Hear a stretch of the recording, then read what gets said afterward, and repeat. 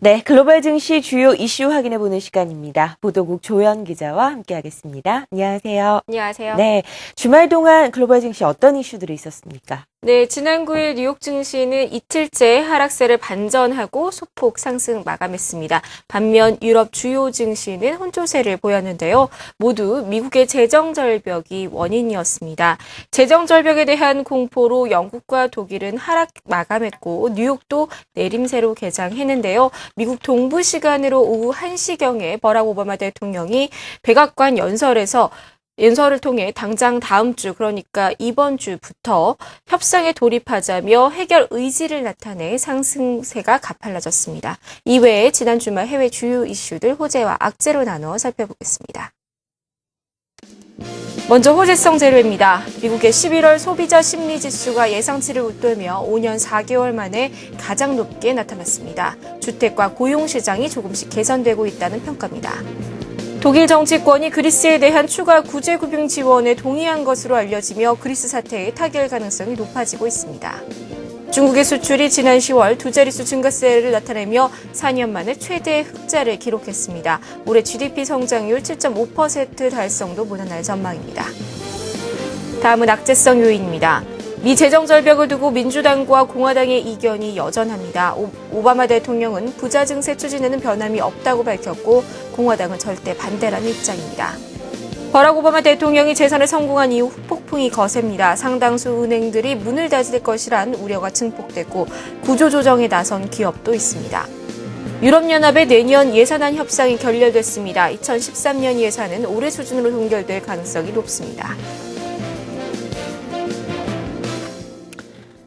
네, 지난주 후반부터 뉴욕 증시는 재정 절벽이라는 공포가 투자 심리를 짓눌렀습니다. 이번 주부터 본격적인 협상이 시작된다고 하는데요. 자세한 내용 알아볼까요? 네, 오바마 대통령이 재선에 성공한 다음으로 처음에 한 일이 바로 여야 대표들에게 전화해서 재정 절벽 협상에 대한 협조를 촉구한 일이었습니다. 또 지난 9일 백악관으로 돌아와서 처음으로 가진 연설에서 당장 이번 주부터 그 논의를 시작하겠다고 밝혔는데요. 이번 주 16일이죠. 금요일입니다. 기업과 양당 의회 지도자들을 백악관으로 초청해서 대화에 나설 계획입니다. 하지만 현재까지 표면적으로 드러난 양당의 입장에는 변함이 없습니다. 오바마 대통령은 이날 부자들의 세금을 인상해야 한다는 입장에는 변함이 없다고 거듭 강조했는데요. 상위 2% 소득자들에 대한 감세 혜택을 연장하는 내용은 무조건 거부권을 행사할 것으로 보입니다. 한편 공화당의 존 베이너 하원 의장도 기존 입장을 고수했습니다. 부자 증세는 기업들의 일자리 창출 능력을 떨어뜨리고 미국 경기를 다시 위축시키는 악순환을 불러올 것이라고 주장했는데요. 하지만 다행히 서로가 합의할 수 있는 여지는 남아 있습니다. 민주당과 공화당 모두 재정 적자를 해결하기 위해서는 세수를 늘려야 한다는 데 공감대를 갖고 있기 때문입니다.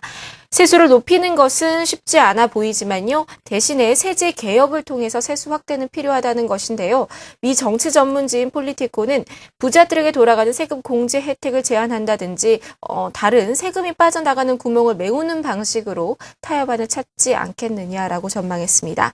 협상은 한 번에 대타협을 이루는 그랜드 바게인의 방법도 있겠지만 사실상 두 단계로 이뤄질 가능성이 높습니다. 연말까지 감세안을 일시적으로 연장하고 내년 초에는 장기적인 세제와 재정 개혁안을 내놓는 2단계 방식으로 이뤄질 가능성이 더 높게 점쳐지고 있고요.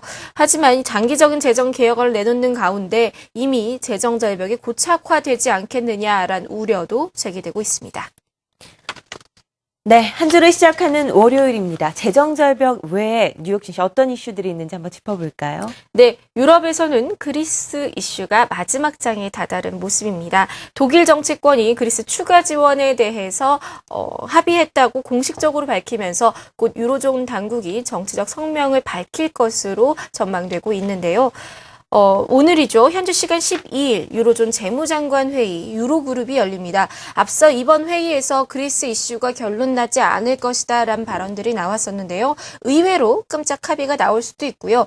당장 합의가 나오지 않더라도 이번 주 내내 미 재정 절벽과 함께 시장을 뒤흔드는 주요 이슈가 될 것으로 보입니다.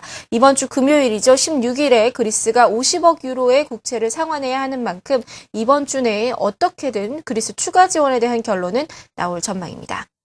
또 한편 중국의 18차 당대회는 이번 주 14일 일주일간의 일정을 마칩니다. 이후 다음 날인 15일에 시진핑형 국가부주석이 총서기에 등극할 예정인데요. 사실 지난주 상하이 종합지수는 5일 연속 하락세를 보였습니다.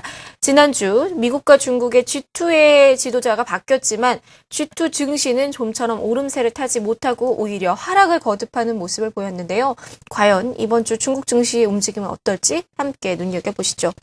한편 또 이번 주 미 경기 지표는 많지는 않습니다. 하지만 초대형 허리케인 샌디의 여파를 확인해 볼 수 있을 것으로 보이는데요. 14일에는 지난달 생산자 물가지수와 소매 판매액이 발표되고요. 15일에는 소비자 물가지수와 또 매주 목요일에 발표되는 지난주간 신규 실업자 수도 확인할 수 있습니다.